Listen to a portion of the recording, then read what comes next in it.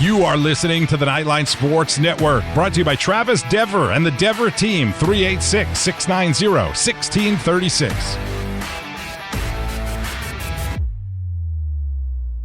This is WDBO 107.3 FM and AM 580, Orlando's news and talk.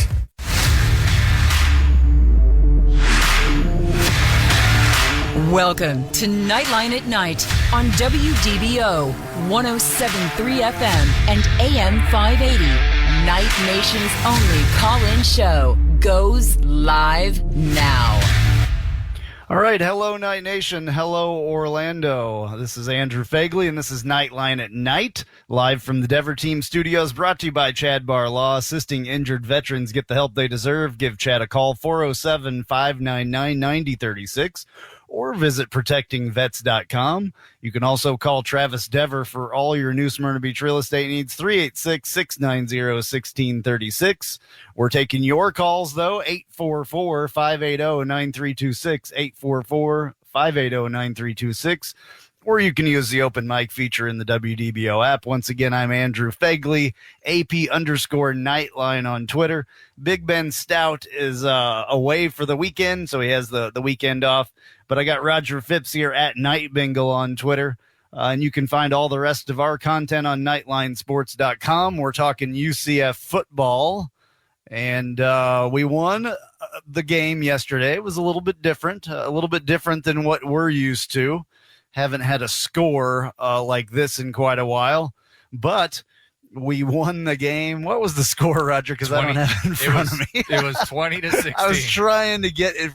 I was scrolled down in my PDF. I was looking at the stats earlier, so that's it funny. happens. I was trying to scroll as fast as I could. My little scroll wheel on my mouse was like smoking. All right, yeah, 2016.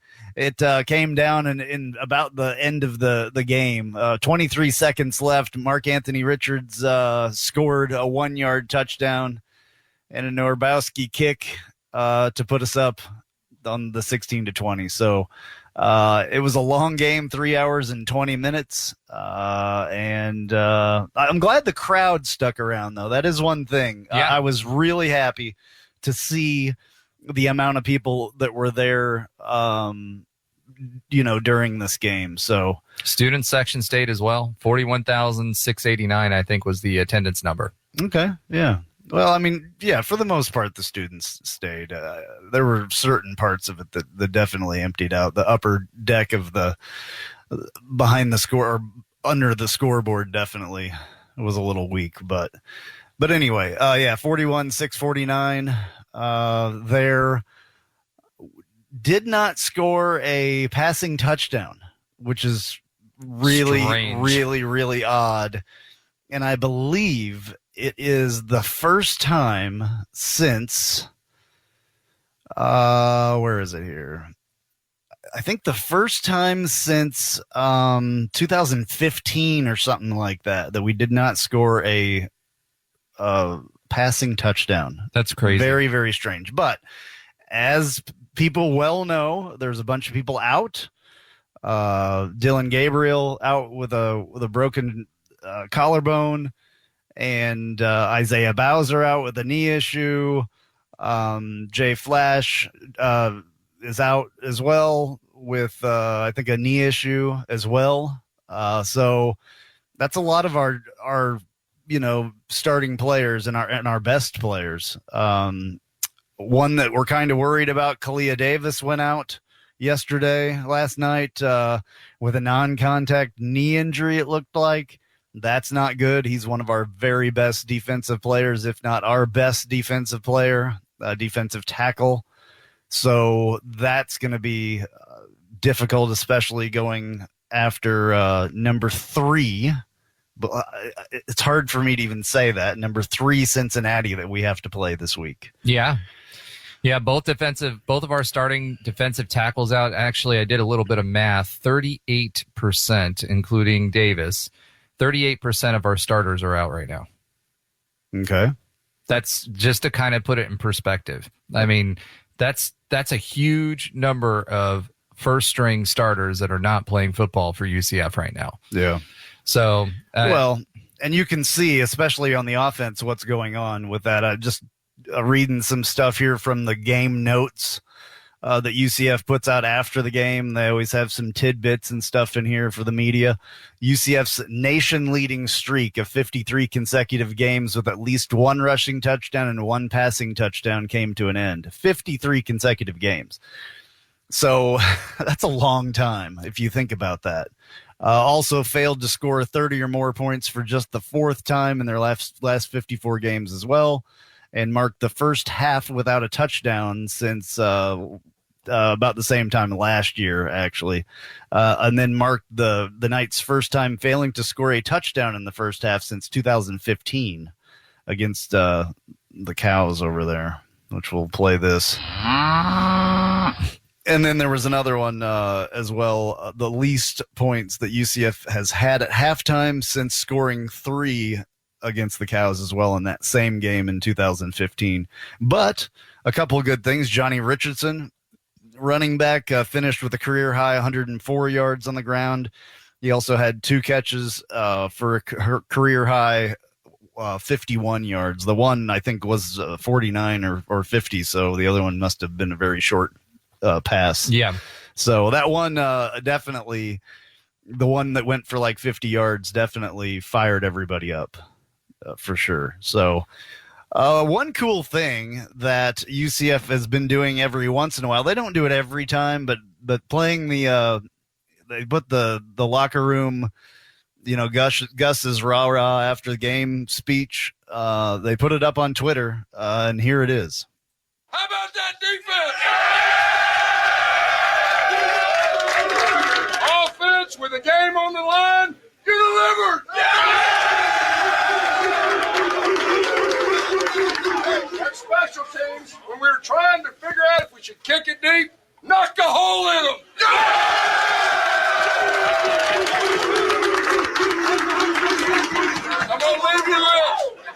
I'm gonna leave you with this.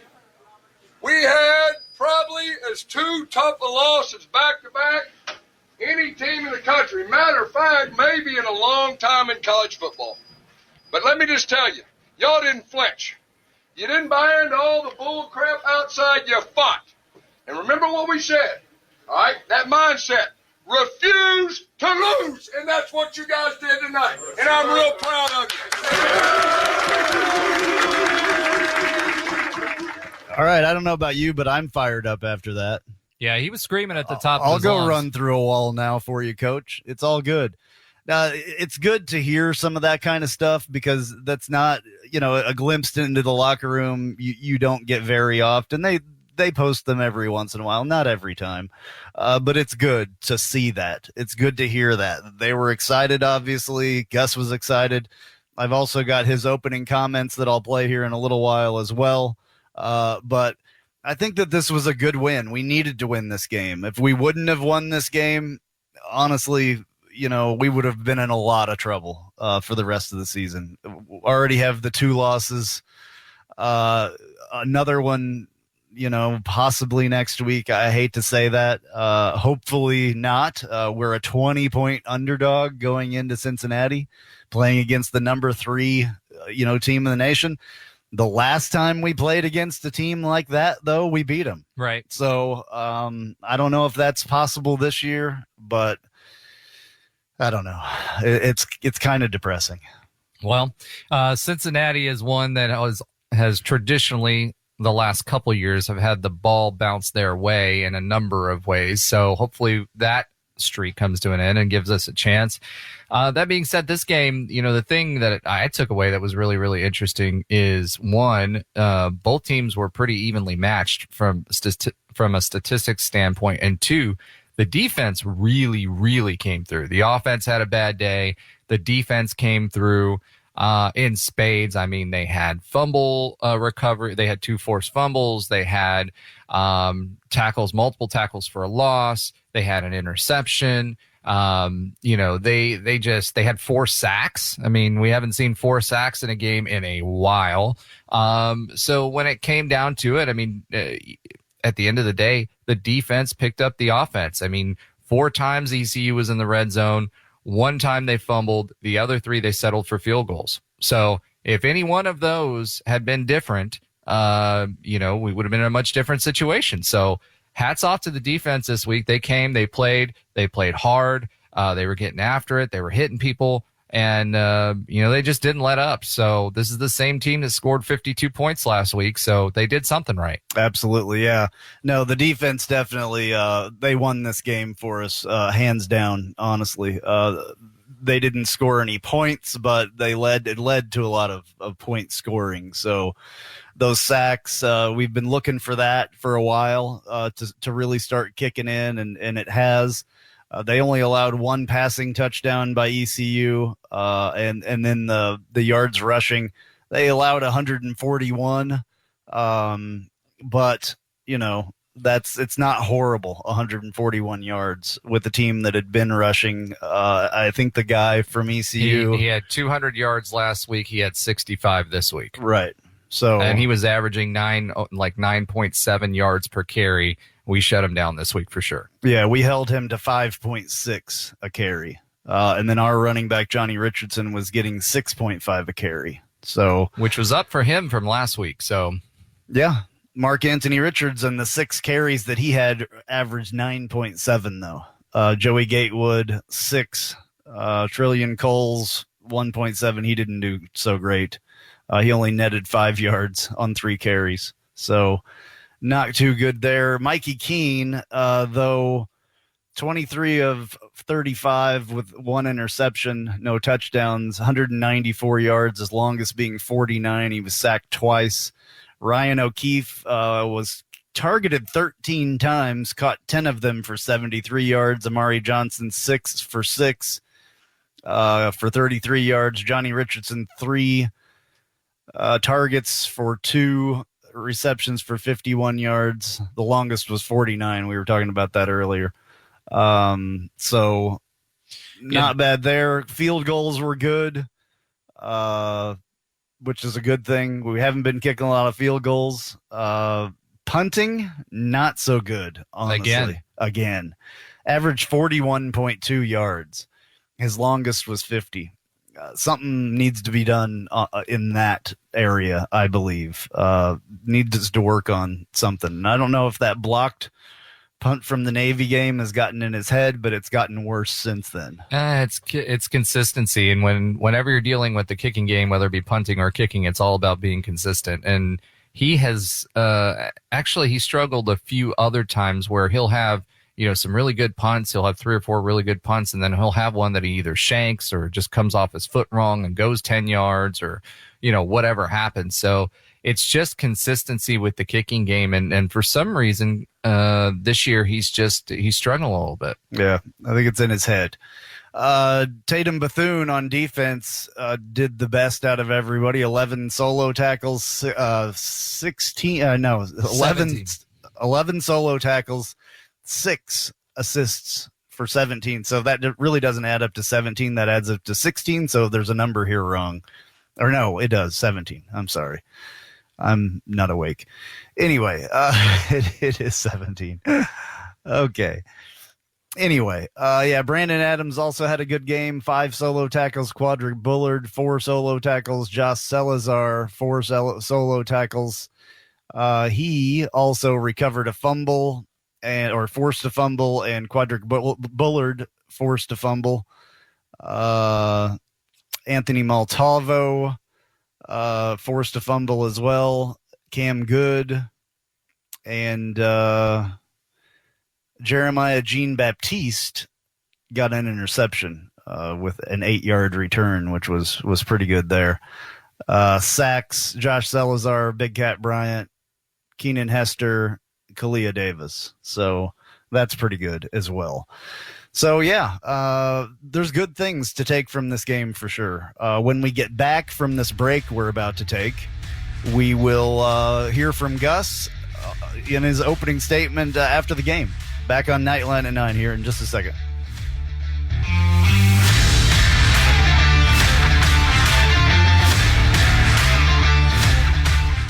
An auto accident can change your life forever. At Chad Barr Law, we are raising the bar on what to expect from your personal injury attorney. Hi, I'm Chad Barr, and I want you to know that our entire team is dedicated to providing you with the representation you deserve in your greatest time of need. If you or a loved one have been injured in an auto accident, call 407-599-9036 for a free consultation or visit chadbarlaw.com. At Chad Barr Law, our clients come to us in need and leave as family. Offices, Altamont Springs. Hey, this is Travis Dever, Kai's Real Estate, the Dever team, New Smyrna Beach. Your source for real estate and everything else New Smyrna Beach. Proud sponsor of Knightline. Call me anytime at 386-690-1636. That's 386-690-1636. Let me show you my hometown, New Smyrna Beach, UCF's favorite beach. Go Knights and charge on. Looking for more out of your Porsche? Look no further than Flat6Motorsports.com. They have the widest selection of aftermarket Porsche parts anywhere in the world. With over 85 product lines and in-depth expertise, Flat6Motorsports.com is your one-stop shop for any Porsche performance needs. Whether you're shopping for intakes, exhausts, suspension, or tuning, they have you covered. Flat6Motorsports.com is the premier Porsche aftermarket specialist. Check them out at Flat6Motorsports.com. And now, back to Nightline at Night on WDBO 107.3 FM and AM 580. Call now at 844-580-9326. All right, back on Nightline at Night with you. This is Andrew Phegley, live from the Dever Team Studios, brought to you by Chad Barr Law. We're talking UCF football. UCF won a game yesterday against East Carolina, 20-16. Not the numbers that we are used to seeing by any means out there as far as score goes, but we got it done. So that's a good thing. We're taking your calls, 844-580-9326 if you want to talk about it, 844-580-9326. Once again, I'm Andrew Phegley. Got Roger Phipps here with me. Let's hear from Gus Malzahn, and this is what he had to say after the game in his opening statement to the media. Very proud of our team. You know, we had two as tough a loss as I've seen back-to-back, and our guys, they didn't flinch. They practiced extremely well. You know, they practiced hard. They were determined. They willed us to win, and our crowd was outstanding. Our crowd willed us to win, and it was just a really good night. It's a big win for us. That's a good football team. They've been playing really good. Offensively, they're really scary. For our defense to play like they did, I thought Coach Williams and his staff had a great plan for our guys. I think our guys executed it. We were worried about stopping the run with the guy that's averaging 10 yards every time he touches it. We did that. Holding those guys to field goals, I thought was huge at times. And then offensively, we sputtered back and forth all night. But when the game was on the line, they went, 60-some yards, 11 plays. I had a big fourth down pickup right there. Mark Anthony was fresh. He drug a couple people, broke some tackles, and then we gave him the ball back with 20 seconds. So it was I'm real proud of the guys. Big win for us and much needed. All righty. Well, after a couple losses, a win of any kind, as far as I'm concerned, is the best way to go. It's better than a loss, as they say on the notes, for 100% sure. Although he sounded like he was in a wind tunnel. I don't know what was going on there. It was like the wind was howling in the background. Oh, that's the crowd noise above the. Oh, is that what it was? Yeah, it's like the people in the concourses and stuff after. It's just loud. It's like that every game for UCF, yeah. Just because of where that little media room is. It's right underneath the stands, and it's right, the concourse is right out there, so It just gets loud. You can usually hear the band playing. You couldn't hear the band. That was just people this time. He also had this to say on Mikey Keene, our freshman quarterback. We got to be real. I mean, he's young. I mean, he was in high school last year, and that was his first home start. He's still learning, and there's going to be some growing pains, but he's a really good quarterback. And I think sometimes you just gotta stick with people and let them grow. And he's going to be a big time quarterback before it's all said and done. But I'm just proud of a lot of quarterbacks. They wouldn't have what it took to lead them down to win the game. I mean, matter of fact, a lot of old quarterbacks couldn't do that. So real proud of him. There's going to be some growing pains. He's the toughest on him, more than the coach, and he's a great competitor. All right.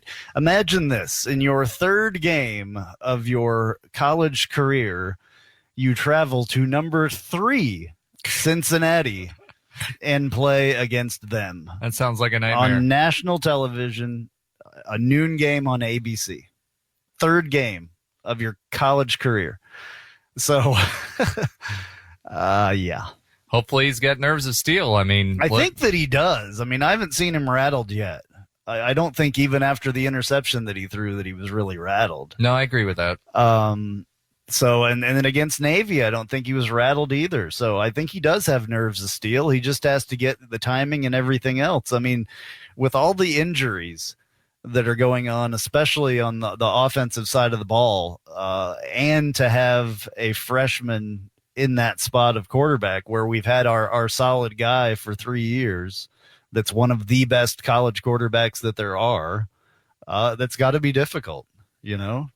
So I think that he's doing great for the opportunity that he's had. This was his second college game, a home game. First home game, second college game.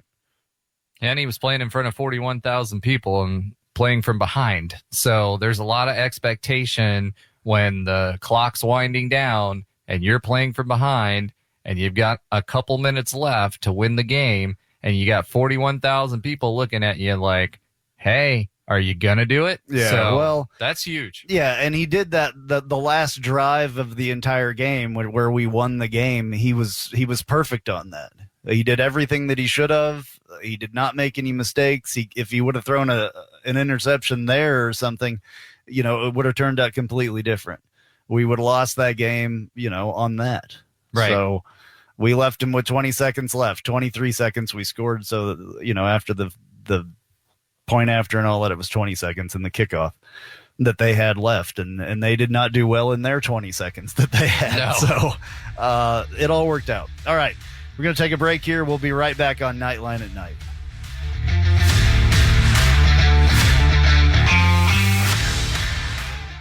If you haven't figured it out yet, I love Tijuana Flats. I would love them even if they weren't a partner with us on the Knightline Sports Network. They have all kinds of great Tex-Mex food, and it's fresh, by the way. Made to order burritos, tacos, enchiladas, chimichangas, quesadillas, bowls, nachos, and taco salads. And if you haven't tried the queso, you are completely missing out. It is the best queso that I've ever had in my life. Absolutely hands down.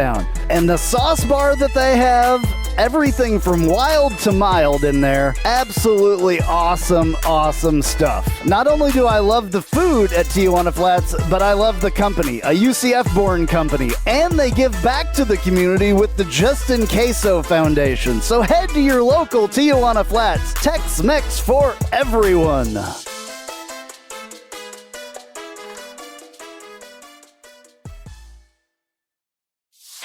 Hey Jeep Wrangler owners, have you ever sat in your office at work and watched the rain just pour into your Jeep because the weatherman said that there was a 0 chance of rain? Or you put your doors back on because there was a 100% chance and then not a drop of rain fell?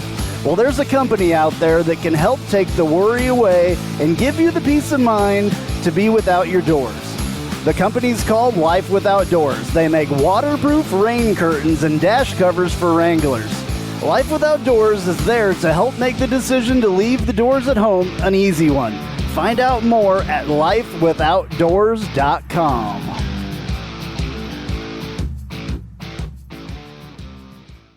Spice up your company with homemade marketing services from Tasty Gravy Creative.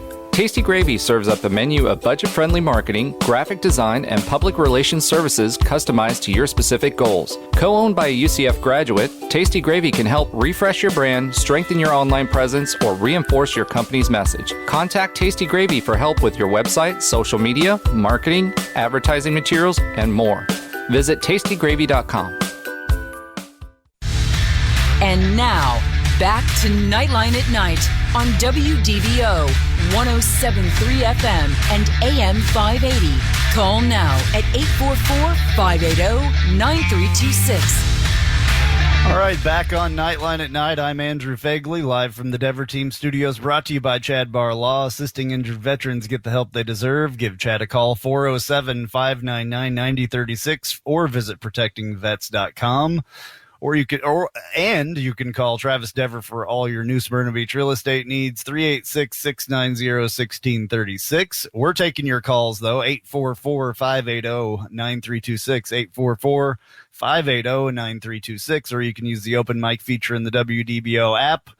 Once again, I'm Andrew Phegley, AP_Knightline on Twitter. Big Ben Stout has taken the weekend off. But I do have Roger Phipps here at Night Bengal on Twitter, and you can find all the rest of our content on NightlineSports.com.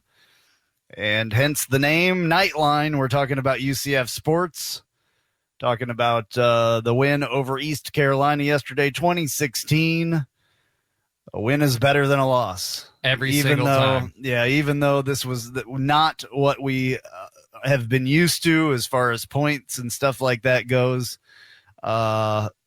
Not a rush or not a passing touchdown, which is breaking our 53 consecutive game with a rushing touchdown and a passing touchdown. That has come to an end, which that was a long streak, and that was the longest of all of them. That was the nation leading streak. So that's kind of a bummer.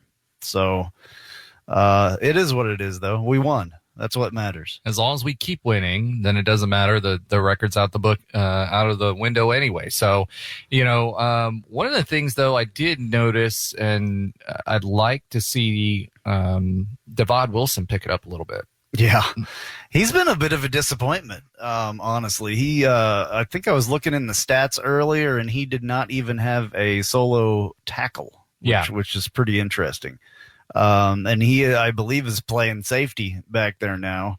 So, I mean, I guess that's good back at the safety position that you're not getting a lot of tackles. I mean, but then again, you should be running up and helping other people. He did have 4 assists. So that was, fairly high on the thing. So he totaled four tackles, but no solo tackles, which was a little bit interesting. Who knows? Maybe he's a little banged up as well. Who knows? Well, I mean, to me, everybody else is. What I've noticed more with him is him being out of position. Now, he isn't playing his natural position, so that's one thing. But my expectations are a little bit higher. I mean, and again, we've been spoiled with players like Richie Grant and whatever, and he always had his nose on the football. Yeah. Wilson, he seems like a little lost sometimes. I mean, there's in this game, the most recent game against ECU, there was that flag.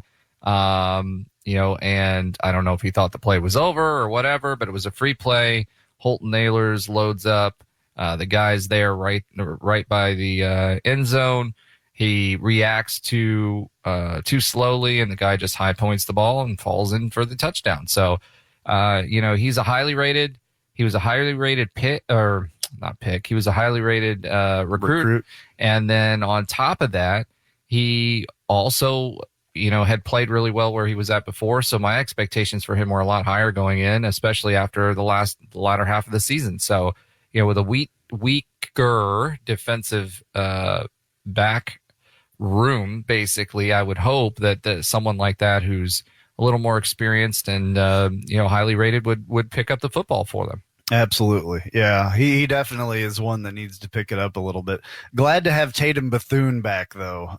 He was missing at the Navy game because of a concussion that he suffered in the Louisville game. And he came back and had 11 solo tackles, 6 assists, which adds up to 17, by the way. Does it? Earlier, I had trouble with this for some reason. Bryson Armstrong, who led the Navy game with 20 tackles or something. It was crazy. Did all right in this game. 5 total tackles, 2 solo, 3 assists.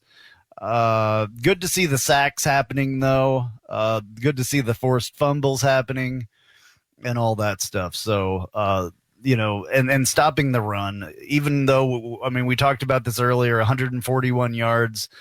It's really the average per rush that we were really holding back against ECU, holding them to 3.6 a rush, which is really big compared to what they normally run. They have a running back that has had a pretty incredible year so far. So, to me, what this game said this was the first time I think I've seen all year where both sides of the line weren't being pushed around, right? Mm-hmm. They were not only holding their own, but they were imposing their will on the opposition's either offensive or defensive line. So it was good to see. There were times in the other games like Louisville as well where it would go back and forth. We would get the upper hand, they would get the upper hand, etc. But they consistently dominated the trenches, in my opinion. So it was really, really good to see that. I would argue in our other wins, though, we did pretty well in that situation as well. So against Boise and especially against Bethune, if you're counting those, I mean, those were non-conference type things. So we do have one conference loss. We're 1-1 in the conference now. We're in fourth position right now. Is that what it is? Yep. I hadn't even looked at that. So, yeah. So, I mean, it is what it is. Houston is up there. Cincinnati's up there. SMU is up there. Yeah. So Houston's had a really, really soft schedule, but they've also got the most conference wins, which is why they're up there. SMU has 2 conference wins. They were pretty dominating in their more recent ones, and they were supposed to be good this year as well. There's some question marks about Houston and whether that's a product of their schedule or the product of the team. And obviously Cincinnati's a pretty good team if they're number 3 in the country. So it's not bad company to be in. I don't know about what our chances are for a conference championship, but it all starts with next week. Yeah, well, obviously Houston, SMU, and Cincinnati have one up on us, unfortunately. So SMU, I think, is a pretty good football team. I don't know about Houston, to be honest with you. I watched their game. What was it, last week against Tulsa or something? I think that was the game that I watched. It was like an early week game or something. Yeah, I think like a Thursday night or something like that. 45-10 over them. So we could do that, actually. Let's hear the rest of what the AAC did from Jeff Allen, who does the AAC report on the Knightline Sports Network. Let's take a look at the rest of the scores around the American. On Thursday night, Houston rolls to a 40-22 victory over Tulane. The Cougs sit atop the AAC at 3-0 and are 5-1 overall. Tulane falls to 1-5, 0-2 in conference. Friday night, number 5, Cincinnati got their style points in a 52-3 drubbing of Temple. They go to 5-0 on the season and winning their conference opener. Temple drops to 3-3, 1-1 in conference. SMU rallied to beat Navy 31-24. The 24th-ranked Mustangs remain unbeaten on the year at 6-0, winning both their conference games. Navy is now 1-4 overall, 1-2 in conference. Tulsa nabbed their first conference win, a 35-29 defeat of Memphis. The Golden Hurricane 1-1 in league play, 2-4 overall, while the Tigers have lost both their conference games this season and dropped to 3-3. I'm Jeff Allen. We'll wrap up last week's action and get you set for this week's games, including our Spotlight Game of the Week, UCF and Cincinnati. As Knightline's own Roger Phipps joins me to talk about that on the 100th episode of the AAC Report this week, only on the Knightline Sports Network. All right, well, there you go. Roger Phipps is going to be on there this week. That's good. Some rando. Yeah. Sounds familiar for some reason. No, that's good. That'll be Jeff's 100th show. I'm excited. Yeah, 100 is a big deal. So glad that he has done that for us. And we may be switching that show over from the AAC report to the Big 12 report one of these days, hopefully. So we shall see about that. See if he wants to do that. But when we join the Big 12, we're not going to be doing AAC reports anymore. No. I don't think, unless Jeff wants to continue, whatever. But I would think that not. But anyway, yeah. So I don't know. I mean, what else do you want to talk about this game? Do we want to talk about hypothetical stuff for Cincinnati? Do we want to go on to doing that? I mean, let's there's not a lot to say about a 2016 win. I mean, except a win is better than a loss. Exactly. I mean, we've pretty much covered everything that we could on that game. we could talk about Mikey Keene, and is he doing what you expected him to? He's kind of doing what I expected him to. I wish that they would let him throw the ball a little bit more down the field, but I think that that's a lack of wide receiver depth as well. So yeah, there's not much separation going on there, and that's going to be something for Cincinnati we got to look out for, because their defensive backfield is really, really good. Mikey did throw for 65%. Which was an improvement on last week's performance at 59%. So hats off to him. He upped his game there. But again, to your point, most of those receptions, whether that's by design just to get him in rhythm and get him comfortable and playing in the games or not, I mean, he's only averaging something like 5 yards, 5.5 yards per pass. So it's it's again the short game stuff or checks that he's throwing to. And I agree with you. I think that all goes back to the receivers not getting separation. They're just not. Ryan O'Keefe did well this week. Amari Johnson's been stepping up a little bit, but the rest of the receiving core just didn't get it done. Yeah. Lots of dropped balls, which it's a little bit different going from a left-handed quarterback to a right-handed quarterback as well. If people don't understand, the ball goes the other direction, spins the other direction coming out of your left hand versus your right hand. So that can be hard for wide receivers. I don't think a lot of people think about that, but that makes a huge difference catching a ball. Yeah. I mean, you're used to the ball spinning one direction from your left-handed quarterback, and then all of a sudden you're getting it thrown from a right-handed quarterback.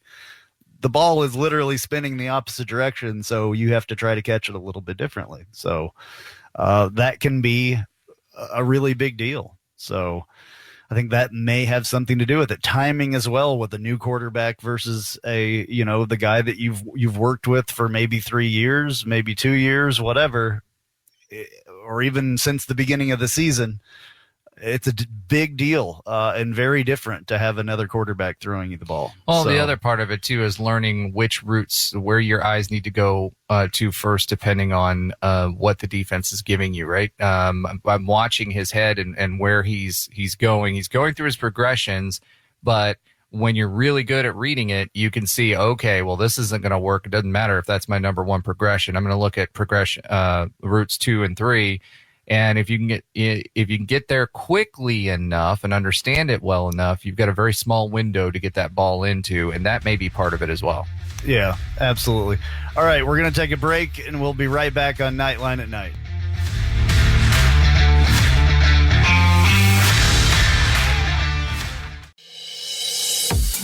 I'm Jeff Allen. Join me each and every week on the Knightline Sports Network for the AAC Report. We bring you in-depth coverage of each school in football, basketball, baseball, softball, soccer, golf, tennis, and more, as well as bring you insider interviews and focus in on the biggest games and news of the week.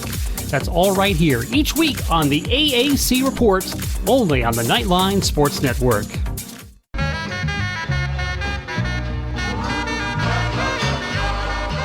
Welcome. This is a promo for the Take a Left at Albuquerque podcast, new to the Knightline Sports Network. You should listen to it. I say things like this. We need to stop blaming Jerry, because we would do the exact same thing if we owned the Dallas freaking Cowboys. Do you know how much fun it is to own the Dallas Cowboys? My guests will say things sometimes like this. It's the Lord of the Flies thing that happens when they don't understand that things are wrong. Spoiler alert, until Piggy dies.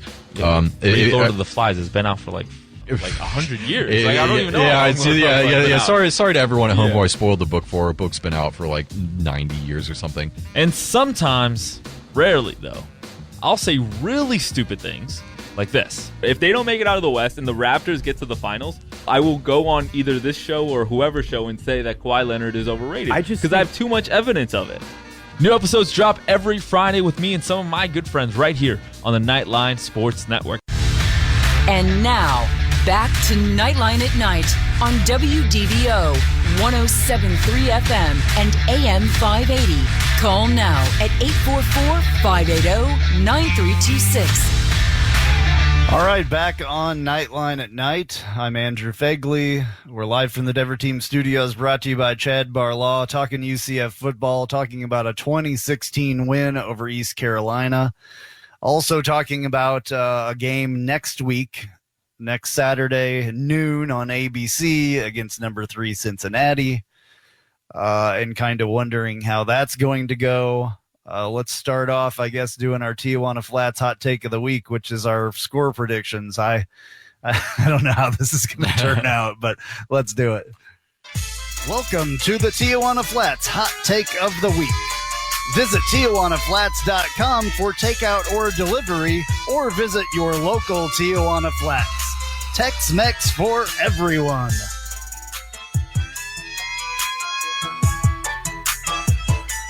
All right, this is our Tijuana Flats hot take of the week, where we give our score predictions for the upcoming game. We didn't do very good last week. I don't have the records of that, but I know that we all picked UCF to win, but I think we picked a lot more scoring than I think you picked something like 50 or 60 points or something. Yeah, mine was like 52 something. Yeah. I don't remember what anybody else picked personally, but I was obviously wrong. I thought we would come out and really try to pour it on these guys, and we didn't. We played conservatively, which is fine. A conservative gets the win sometimes, and a win is a win no matter how it happens. So you had 50-28 UCF. I had 38-36 UCF. But 50 to what? 50-28. Oh, 28. Okay. All right. Well, this week it's time, obviously, to pick our picks for the Cincinnati game. I'm going to let you go first, Roger. I'm putting you on the spot. Okay. So my Tijuana Flats hot take of the week is not going to be so hot for UCF fans, unfortunately, myself included, as I am one. So I'm unfortunately picking against the home team. 38-28 Cincy victory is my prediction. Wow. Well, I'm such a homer that there's no way that I would ever pick against UCF. I'm just not. I can't do it. So, given the fact that we are a 20-point underdog, I'm going to obviously say that we're not going to lose by 20. I'm going to say it's going to be 43-40. With UCF winning 43-40. Last year we went in there it was here actually last year, but we played them within 3 points. It was a missed field goal that solidified that deal for UCF or for Cincinnati. So 43-40. And I'm going to be very optimistic with that. Obviously, the matchup predictor, which I love, according to ESPN's Football Power Index, gives us a 10.4 chance to win this game. And it's not always correct. You never know what can happen. Who knows if Desmond Ridder goes down in the first quarter of the game, right? And Cincinnati falls apart. You never know. So I'm going to be optimistic, and I'm not normally an optimistic person, except when it comes to these picks, because I will 99% of the time, if not 100%, probably 100% pick UCF to win. Wishful thinking, I think, sometimes. But 43-40. So, well, they've been averaging around 41 points a game, so that's a pretty fair assessment of what Cincinnati will score. And we've been averaging 36.8. Well, there you go. So it can happen. I mean, if you look at our stats comparatively to theirs, their points per game, like we said, 41, ours is 36.8. Points allowed, though, they only allow 12.2. Yeah. So we allow 27.4. Total yards we gained 469. They've only gained 438.6. They've gained 10 more yards passing than we have, and we have I can't do that math really quick. We have 214 yards rushing. They have 173. We've allowed quite a few more yards. We've allowed 365.8. They've allowed 294.4. So my My biggest worry for this week is, again, what I'm going to say again, keep contained on Desmond Ridder and make sure we can keep him inside the edges. If we can do that, I think we get a shot. Yeah. Okay. Well, I hope that that's the way that it goes. I mean, it is what it is when you play the number 3 team in the nation. And I'm happy for Cincinnati, even though they're not one of my favorite teams, but for them being an American team just like us, going to the Big 12 with us as well, you have to be happy for them. This should have happened with us in 2017 and 18, though. We should have been allowed to get to that point where they, the committee did not vote us to get to that point. We wound up number 6 in 2017, and that was the closest we could get. Now they're third. And hopefully they'll be just like USF and hang their hat on. Remember when we were number 2 for a week?